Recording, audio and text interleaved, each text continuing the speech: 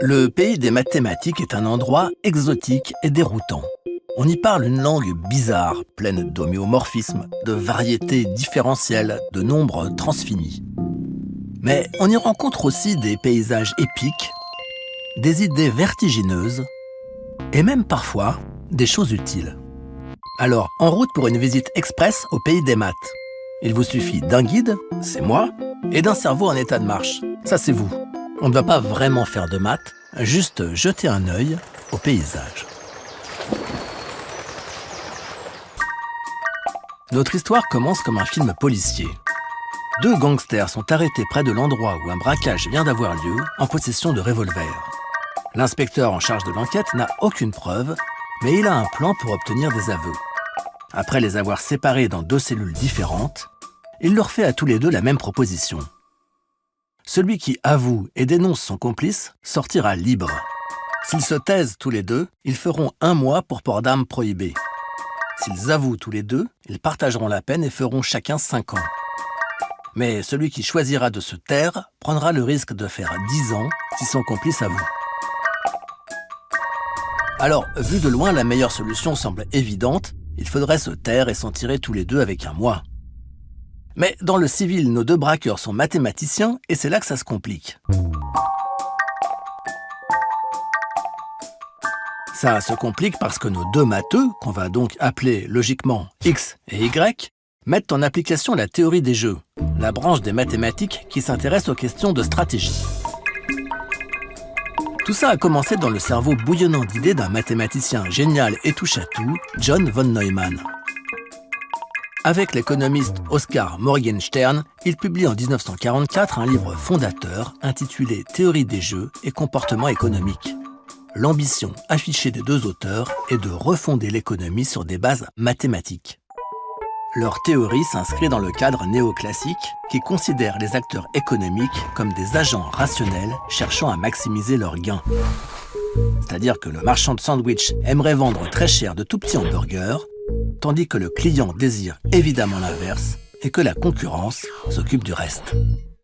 La théorie des jeux est donc bien plus qu'une théorie des jeux. C'est une tentative de modéliser les stratégies en général.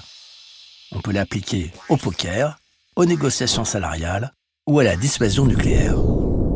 Et ce n'est pas un hasard si c'est en pleine guerre froide que la théorie des jeux se développe.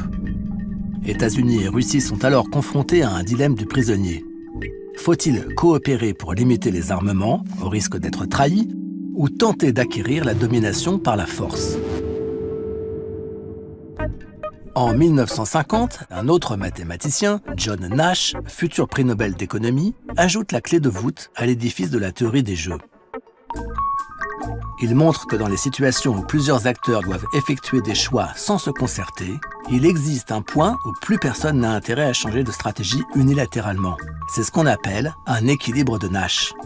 Et ça tombe bien parce que c'est exactement la situation dans laquelle se retrouvent nos deux mathématiciens gangsters. Dans leur cas, il y a 2 acteurs avec chacun 2 possibilités. Coopérer ou trahir, ce qui donne un tableau à 2 entrées avec 4 résultats possibles. 1. Ils coopèrent tous les deux et écopent d'1 mois chacun. 2. X trahit et Y coopèrent. X sort libre et Y fait 10 ans de prison. 3. C'est Y qui trahit et X qui coopère. Y est libre et X fait 10 ans. Et enfin 4. Ils trahissent tous les deux et font 5 ans chacun. D'un point de vue global, la meilleure option serait de coopérer, mais si X regarde le tableau de son point de vue unique, l'option trahison semble gagnante à tous les coups. Si Y coopère, il écope d'1 mois en coopérant aussi, mais il est libre s'il trahit. Si Y trahit, il aura 10 ans s'il coopère et seulement 5 s'il trahit aussi. Le tableau est donc formel, quel que soit le choix de Y, X a intérêt à trahir. Et comme Y va faire exactement le même raisonnement, nos 2 matheux vont passer 5 ans en prison, alors qu'ils auraient pu s'en tirer avec 1 mois. C'est mathématique. Cette stratégie non coopérative est l'équilibre de Nash de leur situation. Mais cette solution n'est pas du tout optimale. Si X et Y avaient pu se concerter, ils auraient sans doute choisi de coopérer et de faire 1 mois au lieu de 5 ans. Si on l'applique au tri des poubelles ou à la déclaration de revenus, l'équilibre de Nash donne des résultats plutôt problématiques puisque personne ne coopère. Dans cette logique, John von Neumann, qui est aussi l'un des pères de la bombe atomique américaine, défend l'idée d'une guerre préventive pour empêcher l'Union soviétique de devenir une puissance nucléaire. Et c'est pour montrer que l'équilibre de Nash n'aboutit pas toujours à la meilleure solution qu'un groupe de mathématiciens de Princeton invente la même année le dilemme du prisonnier. Cette logique égoïste semble être l'horizon indépassable des échanges. À moins que les choses ne soient un peu plus compliquées. Tiens, une autre histoire. X et Y sont voisins. Le premier se lève tôt et aime l'opérette. Le second se couche tard et préfère le punk rock. Vont-ils essayer de coopérer en limitant le volume de leur musique ou tenter de passer en force? C'est ce qu'on appelle un dilemme du prisonnier itéré. Il ne s'agit plus d'un choix unique, mais d'une série de choix successifs. On pourrait tracer un petit tableau où les différentes cases correspondraient au plaisir d'écouter sa musique à plein volume, au déplaisir d'être réveillé par celle du voisin, etc., etc. La grande différence, c'est qu'en s'inscrivant dans la durée, la situation permet d'instaurer un dialogue qui passe par la succession des coopérations et des trahisons. Alors on peut bien sûr trahir à chaque fois, c'est la stratégie dite méchante, ou coopérer à tous les coups, c'est la stratégie gentille, mais ce n'est plus un choix binaire, et de nombreuses stratégies sont possibles. Lunatique, je coopère ou je trahis au hasard. Donnant-donnant, je fais ce que l'autre joueur a fait au tour précédent. Rancunière, dès que l'autre a trahi une fois, je trahis systématiquement. Moyenne, je joue comme la moyenne de ce qu'a joué l'autre joueur. On voit bien que telle stratégie peut être très efficace contre telle autre et complètement nulle contre une troisième. Méchante va gagner à tous les coups face à gentille, mais elle va obtenir un résultat minable contre rancunière. Et du coup, on s'interroge, parmi toutes les stratégies possibles, quelle est la meilleure?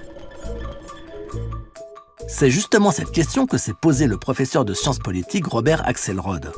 En 1980, il a organisé une sorte de tournoi informatique pour y répondre. Une soixantaine de stratégies plus ou moins sophistiquées lui ont été soumises, et c'est donnant-donnant qui a remporté le tournoi. Le dilemme du prisonnier itéré inverse complètement les conclusions du dilemme original et montre qu'il est plus payant de prendre le risque de coopérer plutôt que de profiter de ceux qui vous font confiance. Ce résultat a beaucoup intéressé les biologistes parce qu'il apportait une réponse à l'un des mystères de l'évolution, l'altruisme.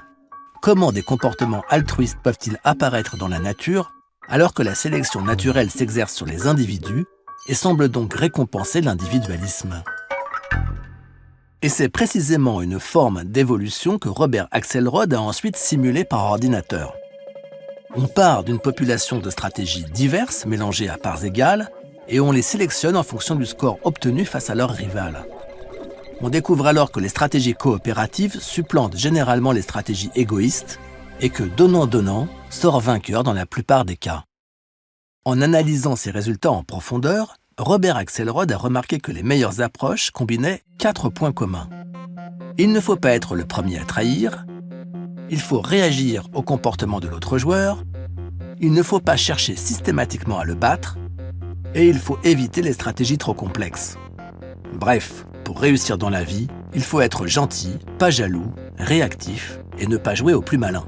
Ce sont les mathématiques qui vous l'affirment.